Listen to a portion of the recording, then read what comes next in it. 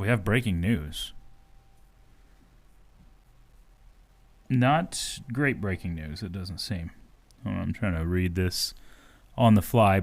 Brendan Sorsby and Texas Tech have announced Sorsby will take an immediate, indefinite leave of absence from the football program to enter a residential treatment program for a gambling addiction.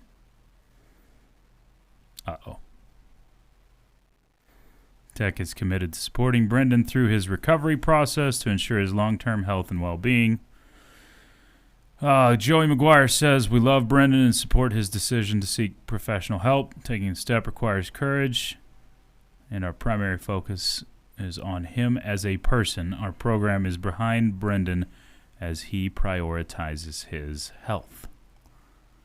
Well, that's something I didn't expect to talk about on a Monday. Wow.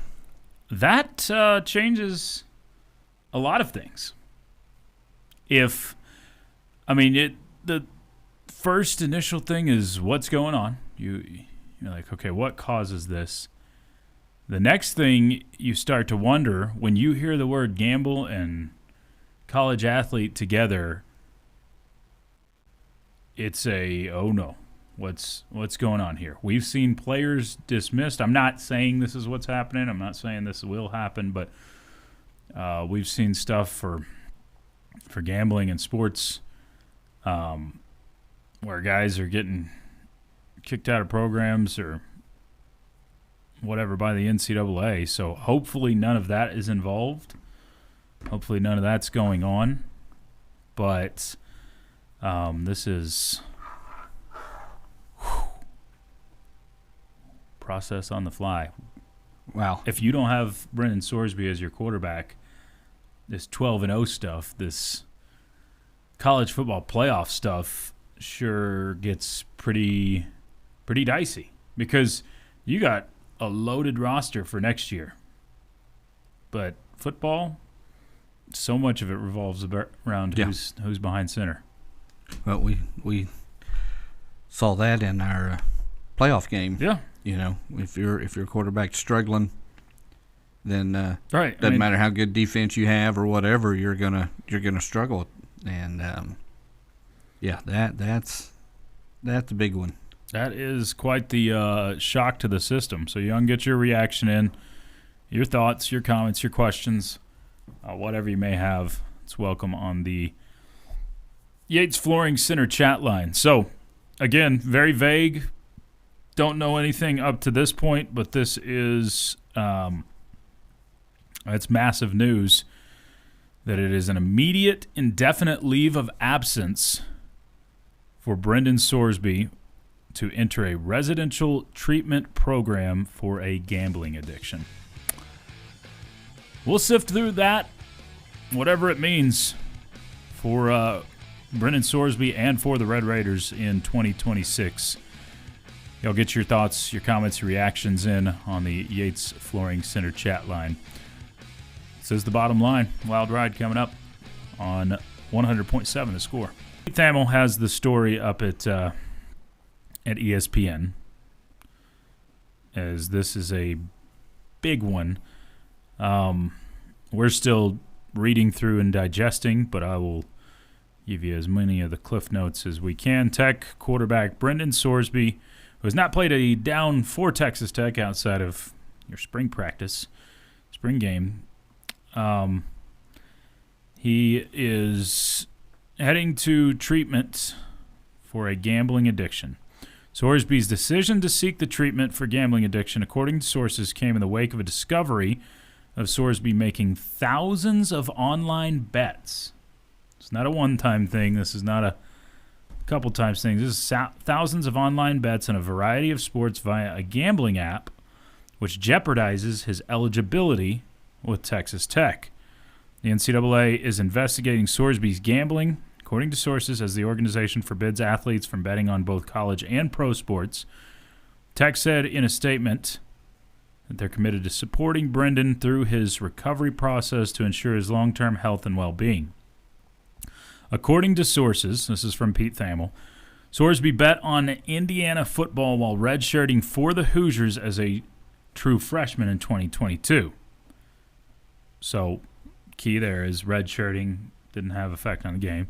A season in which he played in a single game as a reserve. The bets in 2022, according to sources, were on Indiana to win, and none came in a game in which Sorsby appeared.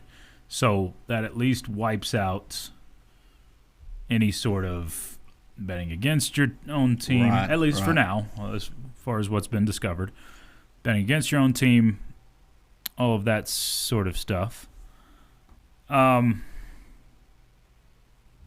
Sorsby's gambling has not drawn the attention of law enforcement. Also good, because that means, again, not any sort of mob stuff, mafia, whatever, according to sources, nor has he been linked to anyone attempting to influence the outcome of a game. Sorsby gambling sources said it was a steady flurry of small bets over a period of time. No timetable for Sorsby's treatment. The sources say his situation is being treated as a mental health issue, and Sorsby will be afforded all the time he needs. Whew. Okay. What's difficult is, if this was last year, and I'm not trying to downplay Sorsby or what's going on here, but if this is last year, right now you would be in a second transfer window. Transfer period. Very true. Very true. Right? You don't have that this year. You have a backup quarterback from Tulsa, which I think is impressed, but he's not expected to take the reins. You have a guy that's blown out his ACL and recovering from that, and Will Hammond. And you have young guys. Mm-hmm. There is the Cannon kid is out of Georgia, is a true freshman, but he's a highly rated recruit. So, I mean, we're reacting as this goes along, but man, this is a enormous blow to your team, because I don't know what to expect here. Yeah. I mean, do you think he plays?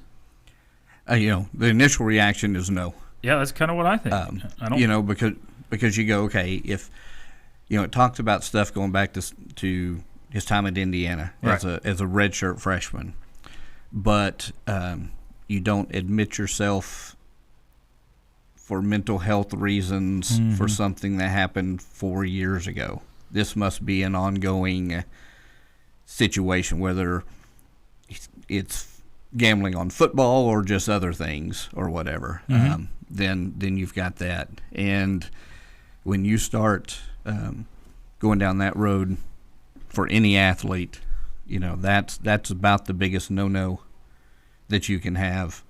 And you see that obviously with Pete Rose and his Hall of Fame or whatever, that you can do a lot of things that get forgiven by the people that are running the show, but gambling on it, again, it comes down, were you gambling on your team? Was there an influence? Was it outside on that type of stuff as to what's happening here? Now, we'll say, in this day and age, when you put out mental health, it's dealt with a lot differently than it has been in the past. So a mental health and dealing with that could get you a return, because it is, again, April, and you've got time. But man, you don't have your supposedly starting quarterback going through your summer stuff. Who knows what this looks like, what it does. I don't know. A lot of just speculation, obviously, at this point. That's what it is, but